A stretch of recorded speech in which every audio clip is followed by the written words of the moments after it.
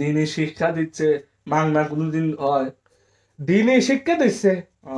দিনই শিক্ষা কয় হইতে তে ওটা কয় অন্ধকারের শিক্ষা। গুরু শব্দের অর্থ যে অন্ধকার থেকে আলোতে নিয়ে যাবে। আর তোরা যে গুরু ধরেছিস ও গুরু আছে আলোর থেকে অন্ধকারে নিয়ে যাবে। কি করবি? কবি যে তোমার পীরের বার ফানা হয়ে যাও। কিভাবে? কয় চোখ বন্ধ করে পীরের ধ্যান করো আর আল্লাহ আল্লাহ জিকির করো।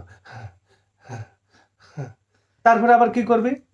আচ্ছা, এই দয়াল, আমি তো আপনার প্রতি ফাঁকা হয়ে গেছি দয়াল। পকেটের যা টাকা পয়সা আছে সব আপনার দিয়ে দিবেন মন চায় দয়াল। ও তুই ও তাহলে ফাঁকা হয়ে গেছে।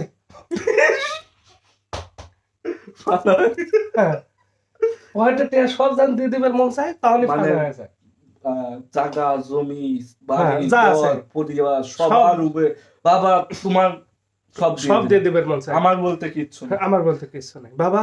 আমি তো বিলীন হয়ে গেছে আমার। তোর আমার মনের ভিতরে একটু না এটাই তো আমি তো বিলীন করা। না, আমি তো বিলীন তো ওই দেয় কিন্তু আবার আরো বেশি আমি তো ওই বিলীন হয় কিভাবে জানিস?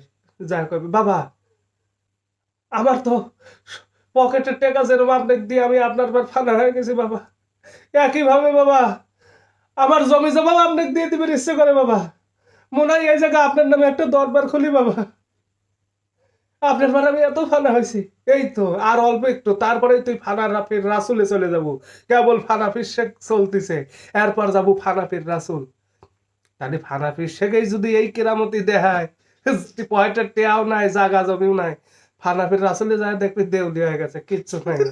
আর যখন বাঁকা বিলে পৌঁছে যাবি আরো নাই। তে এখন দরবারে গেলে ফানাফির শেখ ফানাফির রাসুল ফানা ফিরলে বাঁকা ফিরলে বাবারে মা নারাফা নাফসাহু ফাঁকা দারাফা রাব্বাহু, যে নিজেকে চিনলো সে আল্লাহকে চিনলো। কো হ্যাঁ, নিজেকে চেনার আমল তো কেউ দিল না, সব জিরো।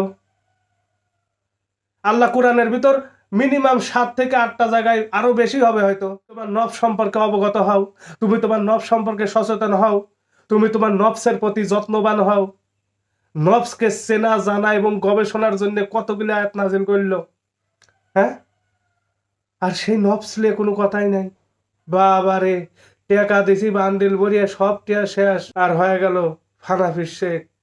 জমি দিয়ে দিল, ঘর বাড়ি লিয়ে দিল, হয়ে গেল ফানাফির শেখ। ওর মতো পীরের ভক্ত কেউ নাই।